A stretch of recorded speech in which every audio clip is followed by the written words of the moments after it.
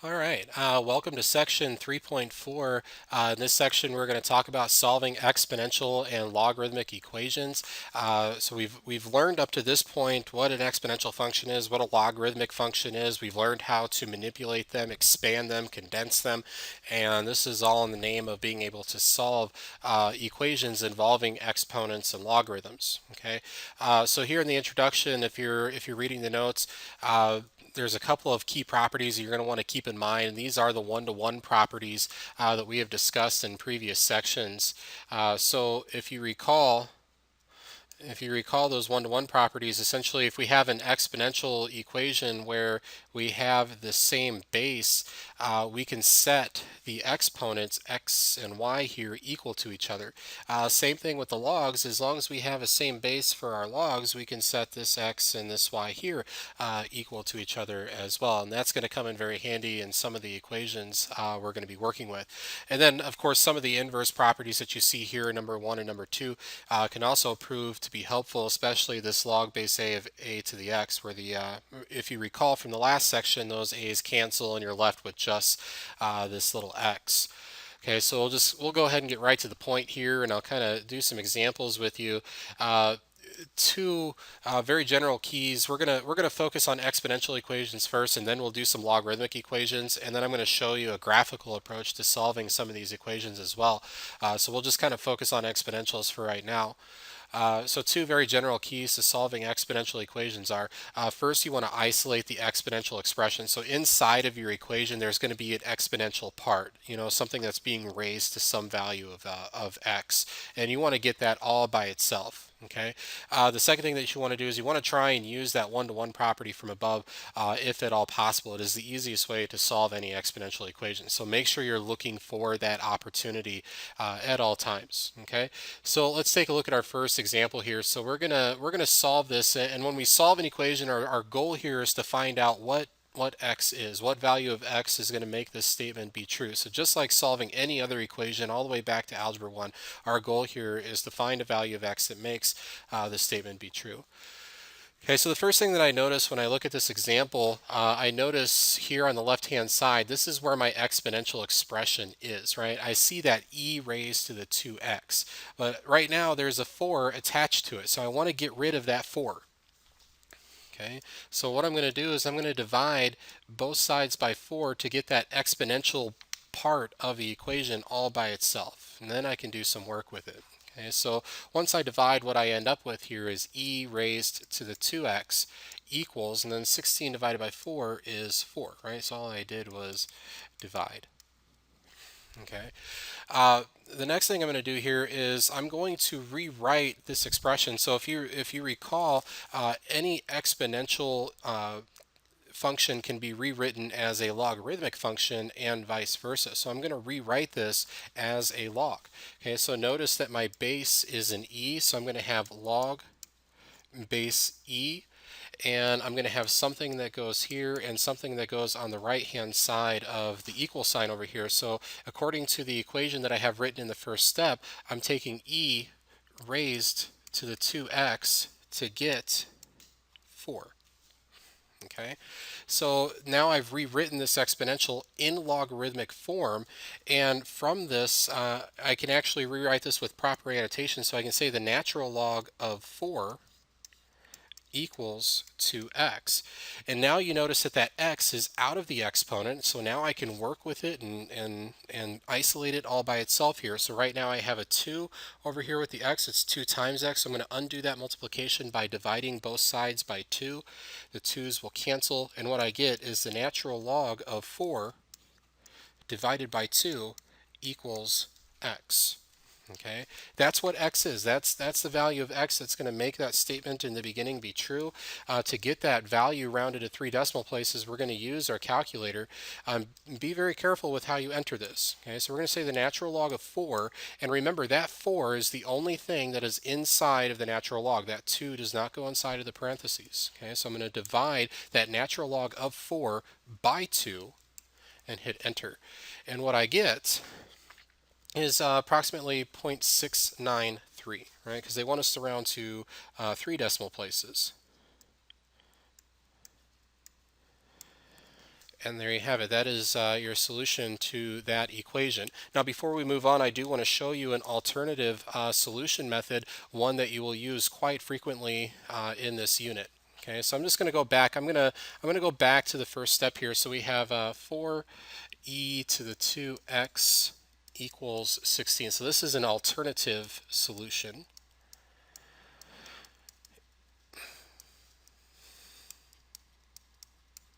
And you should be familiar with both. And you might like one, you might like one more than the other, so you'll kind of have to pick which route you want to take when you go about solving these things. Okay, so I'm gonna take the same route that I did before. I'm gonna start by isolating that exponential portion of the equation. So all I'm gonna do here is divide, and I end up with e to the 2x equals 4.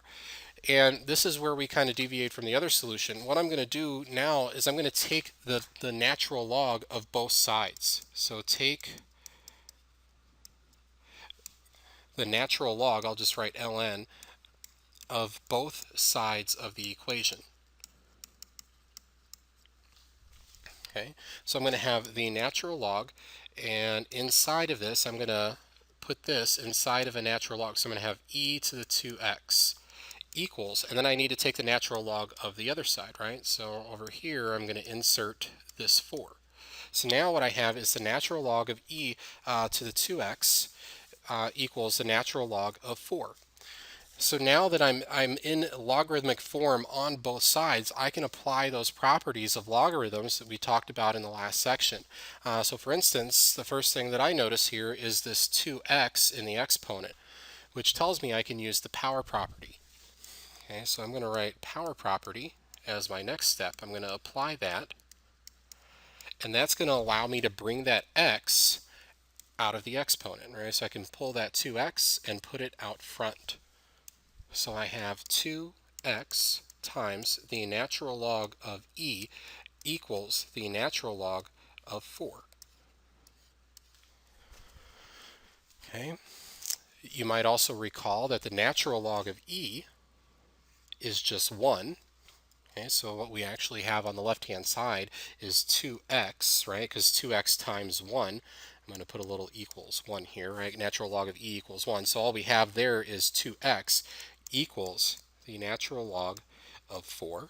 And then to get x by itself, we'll divide by 2. The 2's cancel, and we find that x equals the natural log of 4, all divided by 2, right? And that is the same thing that we got here. So two different solution methods. Here. We got the same exact result. Both are viable. You can use either one. You'll have to figure out which one is easier to use in which situation when it presents itself. Okay. All right. Let's take a look at another one. We'll just do a few examples here and try and get you guys comfortable with it. So we're looking at another one. I want to start by isolating that exponential portion, right? So the exponential portion, I'm just going to circle it here, is this e to the x plus 2. I want to get that all by itself before I start doing anything fancy. All right, so I see a plus 8. I'm going to move that by adding 8 to both sides. So now I have 5e to the x plus 2 equals 22.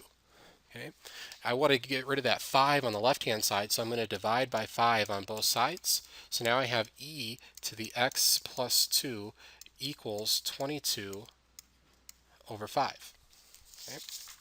And then from here, you have a couple of options. You could write this in logarithmic form, or you can take the natural log, or you could take a log of both sides of any base. It doesn't have to be a natural log. You can take a log base 10 or log base 5 of both sides. It really doesn't matter which one you use. I prefer natural log because it's something that we can use in the calculator.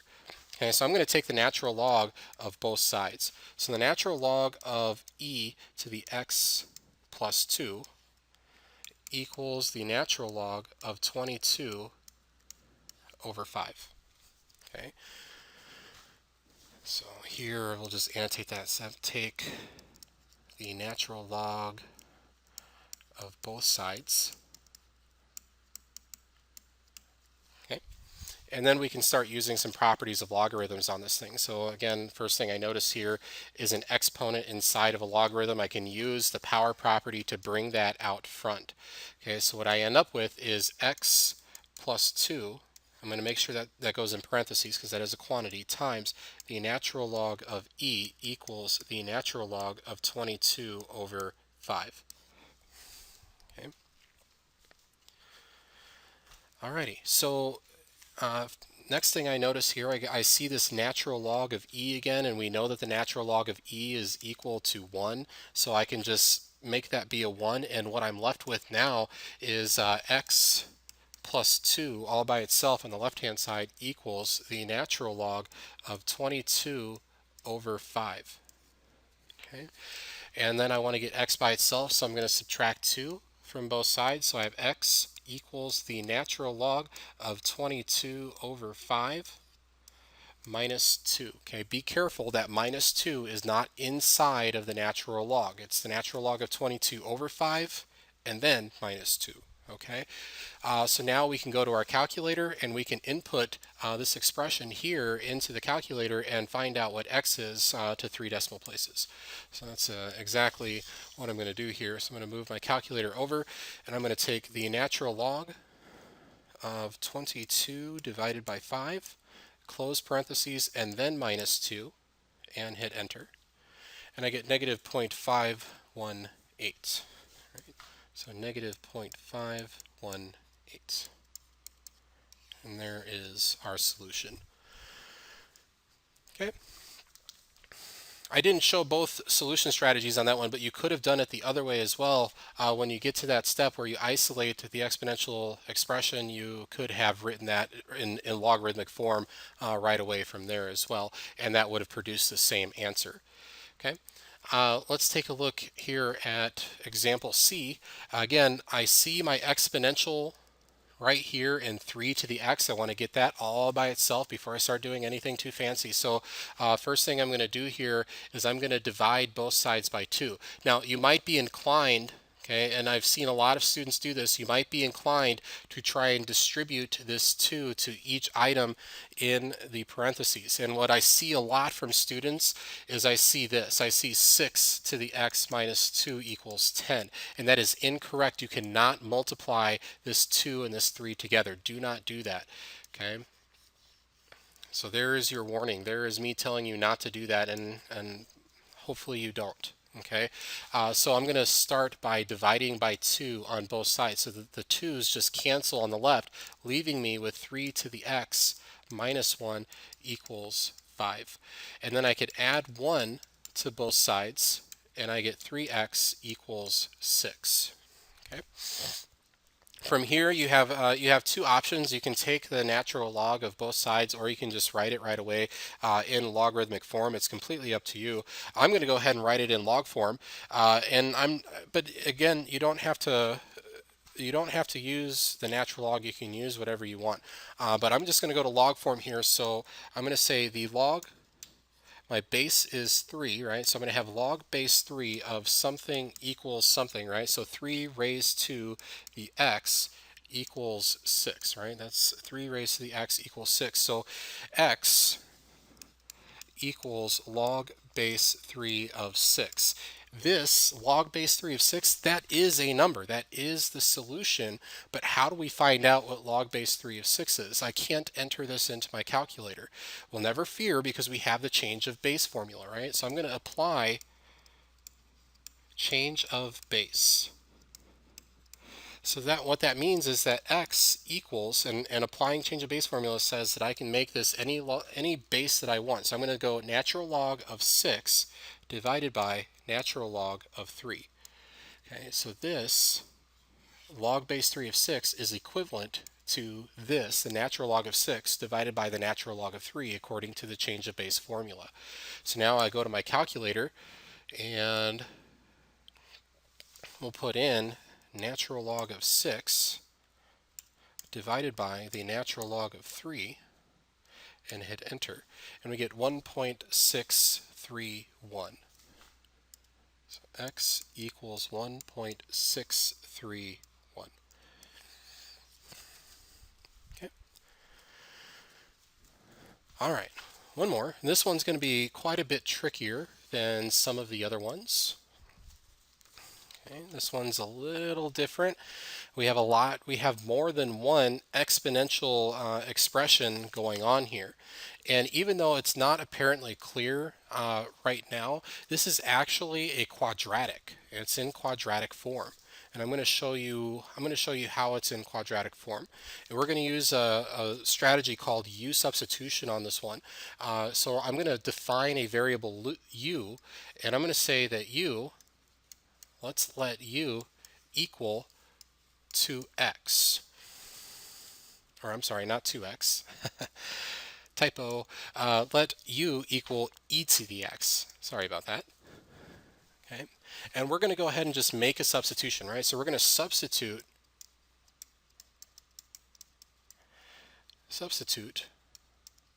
u into the equation. Right and sloppy.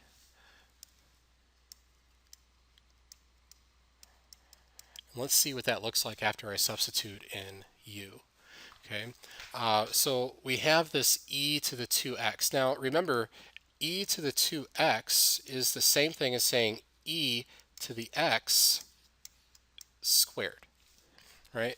Because a power to a power means we multiply these two exponents together, giving us our 2x. So we can rewrite this as e to the x squared. And that's exactly what I'm going to do. So I'm going to say e to the x squared minus e to the x minus 20 equals 10.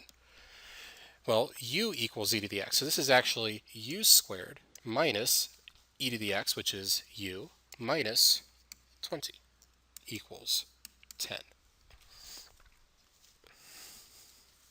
Not 10, 0. I don't know where I got 10 from. Those are zeros. Okay? Awesome. So from here, you should notice, hey, u squared minus u minus 20, that's definitely a quadratic form. I should probably attempt to factor this, right? So we can try and factor this thing, and we will be successful in factoring it. If you factor this, there are two factors of negative 20 that will add up to give us negative 1, and that's going to be u minus 5 and u plus 4. Okay. At this point, it might be advantageous for you to go ahead and put the e to the x's back. Since we know u equals e to the x, I can rewrite this as e to the x minus 5 times the quantity e to the x plus 4 equals 0. And this should be a little bit more familiar to you. Once we're at this stage, we can take each of these factors, right? We can take this factor here and use the zero factor theorem. So we can take each of those factors and set them equal to 0 and solve.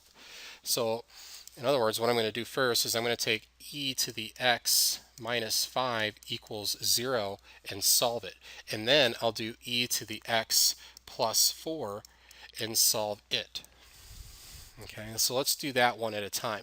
So in each of these equations, the e to the x minus 5, I'm going to isolate the e to the x. So I'm going to add 5 to both sides. And what I get is e to the x equals 5. Okay.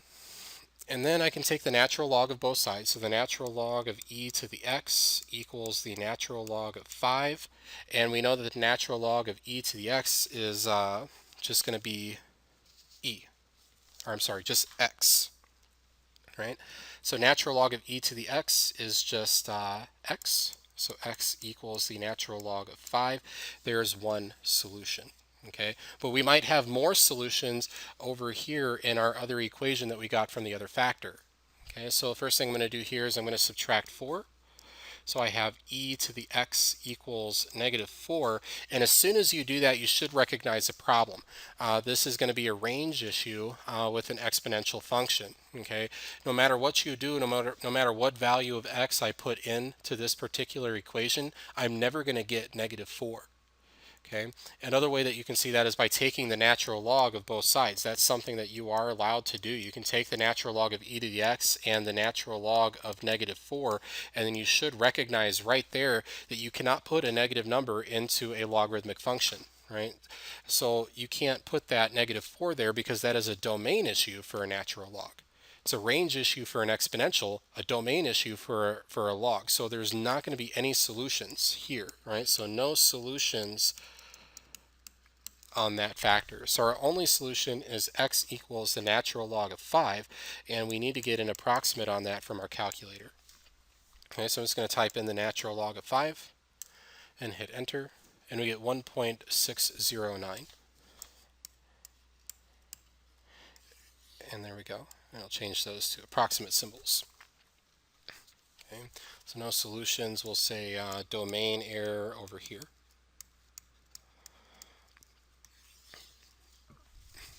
Okay, that's a complicated one. We'll probably practice a few of those in class together, make sure that we have those nailed down. All right. Okay, so let me see how much time we have so far on this. Okay, so let's go ahead and move on to some logarithmic equations. So we've seen a lot of the exponential type equations. Let's take a look at some logarithmic equations and some basic strategies that I've typed into your notes for you as a reference.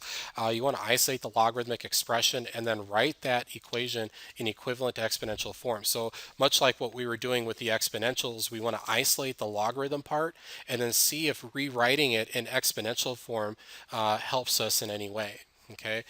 Second strategy is to get a single logarithmic expression on each side of the equation with the same base, right? If we can get two logs on opposite sides of an equal sign with the same base, then we can use the one-to-one property to set what's inside of those logarithms equal to each other. Okay. Third strategy is if there is more than one logarithm in your equation with the same base, you can combine them using the product property or the quotient property. Okay, so don't forget about those properties that allow you to kind of rewrite logarithmic expressions. Those can be very helpful. All right, so let's go ahead and move on to our first example here with a logarithmic equation. So I instantly see the logarithmic part of our equation. I want to get log x all by itself. So I'm going to divide both sides by 2. Okay, so the 2's cancel and I'm left with log x equals 5 over 2. Okay, and then my next step here, I'm going to rewrite this in exponential form. So notice no base is annotated, so I have to assume that that is a base 10, right? The common log. So I'm going to say, I'm going to write that 10 in just to help me out, just so that I can see this. And I'm going to say 10 raised to the 5/2 must equal x, right? So 10 to the 5/2 power, I'm going to put that in parentheses, equals x. And there it is. That's your solution, right? That is a number right there. It's not a nice number, but it is a number that we can evaluate and get a value for x. So that's exactly what I'm going to do. I'm going to pull up my calculator here and I'm going to evaluate 10 to the 5/2, and I'll show you how to plug that in here. So I'm going to write 10, and then you'll see a caret key right there on the right hand side, and it's going to allow you to put something into an exponent. So in parentheses, I'm going to put 5 divided by 2, end parentheses, and then I'll hit enter. And there we go. So we got 316.228. So 316.228 is approximately x. Okay, so let's kind of review those steps again here. We divided by 2. And then here we wrote or rewrote. So we rewrite expression in exponential form. And then we evaluate it in our calculator. Okay. Okay, let's try another one. That was a basic one, nice and easy. Okay. Now notice in this one, right away, if I'm thinking about those strategies that are in the top of the notes, at the top of this page, I notice that I have a natural log here, and I also have a natural log here. So I have two logs on opposite sides of an equal sign with the same base. All right. So what that tells me is that I can take what's inside of these logs and set them equal to each other. So I can forget about the logarithms, the natural logs, and I can just write the square root of x plus 2 equals x, right? So I brought this down here, I brought this down here. The natural logs are still there. I'm just, because of the one-to-one property, I can take what's inside of those natural logs and set them equal to solve for x. Okay, so notice what we have going on. I have a radical on one side and an x on the other. I'm going to go ahead and square both sides. So I'm going to square this side and I'm going to square this side to get rid of that radical. All right, so the radical and the square will cancel, giving me x plus 2 equals x squared. Okay. And then I'm going to get everything on one side, and you'll see what happens here. If I subtract x and I subtract 2, I get 0 equals x squared minus x minus 2. And all of a sudden, we have a nice quadratic equation that we can solve. So this will factor down to x plus 1 and x minus 2, and we'll set that equal to 0. And now we can use zero factor theorem to find out what x is, right? So we have x plus 1 equals 0 and x minus 2 equals 0. Scroll up a little bit here, and then we'll just solve those. So we can subtract 1, and we find that x equals negative 1. And over here we add 2, and we find that x equals 2. And here are our solutions, right? Whenever you have multiple solutions in a problem like this, you need to go back and you need to check and make sure that both of those solutions work. There's a chance that you might run into an extraneous solution, one that you were able to find algebraically but doesn't necessarily meet the domain and range specifications of the original equation. Okay, so the first thing I can do is I can come back up here. I'm just going to rewrite this. So the natural log of the square root of x plus 2 equals the natural log of x. So I'm going to take x equals 2, and I'm going to take this 2 and I'm going to plug it in wherever I see an x and see if it makes the statement true. Okay, so I have the natural log of the square root of 2 plus 2 must equal the natural log of 2. Well, the square root, or 2 plus 2 is 4, so we have the natural log of the square root of 4 equals the natural log of 2, and the square root of 4 is 2, so the natural log of 2 equals the natural log of 2. Check, it works. Okay, now let's try it for the negative 1. So I have the natural log of the square root of negative 1 plus 2 equals the natural log of negative 1. And that should be an alarm going off right there, because this is not allowed, right? Remember, the domain of a logarithmic function is all positive real numbers, okay? So we cannot put in a negative 1. This means that x equals negative 1 is extraneous, and it is actually not a solution. So I'm going to circle that in red and put a big X through it, meaning that x equals 2 is the only solution that we were able to find for example B. Okay, so moving on. Take a look here at example C.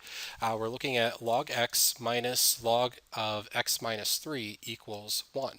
So this is one of those situations where we see more than one logarithmic expression in our equation. So I need to combine those somehow, and since both of these logs are the same base, okay, both of these logs have base 10, since there's no base annotated, we can combine those using either the product property or the quotient property. Well, I know it's going to be the quotient property because we're subtracting the two logs. So I can actually rewrite this as the log of x over x minus 3. And we'll set that equal to 1. Okay, so what I did there was I used the quotient property.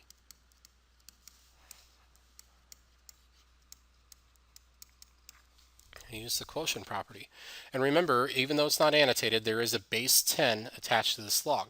And that's important. The reason that I like to remember that that 10 is there is because my next strategy that I'm going to use is I'm going to write this in exponential form. So I'm going to say 10 raised to the first power gets me whatever is inside of this log, right? So 10 to the first, which is just 10, equals x over x minus 3. And by writing that in exponential form, I've eliminated the logarithm. The logarithm is no longer there. It's just a simple equation now, right? So I'll rewrite in exponential form. And then we're going to go ahead and just solve this like we would any other equation. So I'm going to multiply both sides by x minus 3. So I have 10 times the quantity x minus 3 equals x. I can distribute the 10, which gives me 10x minus 30 equals x. And then we'll go ahead and subtract x from each side. So if I subtract x, what I get is, and I'll continue this over here, what I get is 9x minus 30 equals 0. And then I'll add 30 to both sides. So I get 9x equals 30, and then we'll divide by 9, and I get x equals 30 over 9, which is approximately, go to my calculator here, 30 divided by 9, enter, and it's 3 1/3, right? 3.333.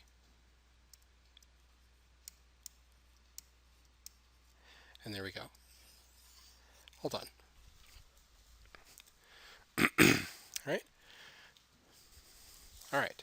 So let's take a look at a situation because sometimes we run into logarithmic or exponential equations that are beyond the realm of our algebraic skills at this point. Okay, sometimes they get very hairy, very difficult, and there's a better way to go about solving these, and we can at least get an approximation by graphing. Using a graphical approach to solving these things. Okay, so what we have here, I'm looking at this expression, the natural log of x minus 3 equals negative x squared plus 14. Okay, so I'm just going to write that down over here just to kind of separate it from the instructions. So we have the natural log of x minus 3 equals negative x squared plus 14. And you can go ahead and try and solve that algebraically, and if you do, come and let me know. I'll give you some extra credit if you can actually do it. But the way that I'm going to go about solving this is by using a graph. So I'm going to treat this side of the equation, the left side of the equation, as one function. So I'm going to define this as f of x. So I'm going to say f of x equals the natural log of x minus 3. And then over here on the right hand side, I'm going to treat this as another function. Let's call it g of x. And I'm going to say that g of x equals negative x squared plus 14. And I'm going to graph each of those functions separately. Okay, so, and I'm going to use my calculator to do this because it's a lot quicker at graphing than I am. So I'm going to go to y equals. I'm going to clear out anything that I have in there. Okay, and so our first one is the natural log of x minus 3. There we go. So there's f of x. Then I'm going to put in g of x, which is negative x squared plus 14. Oops, typo.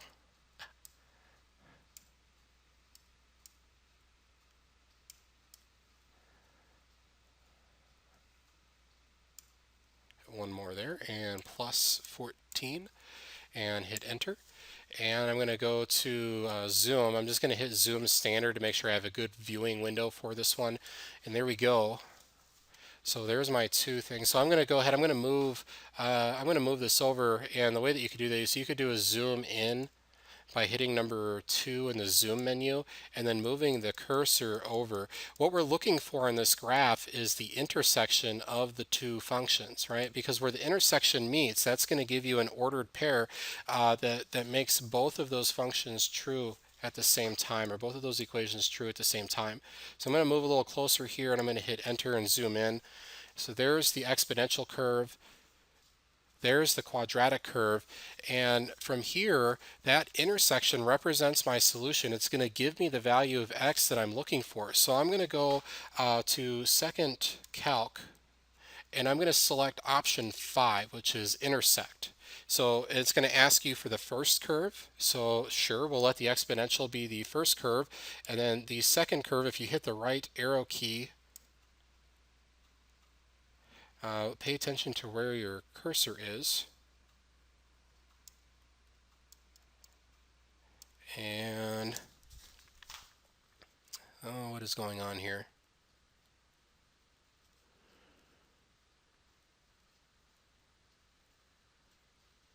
There we go. Now it's moving up.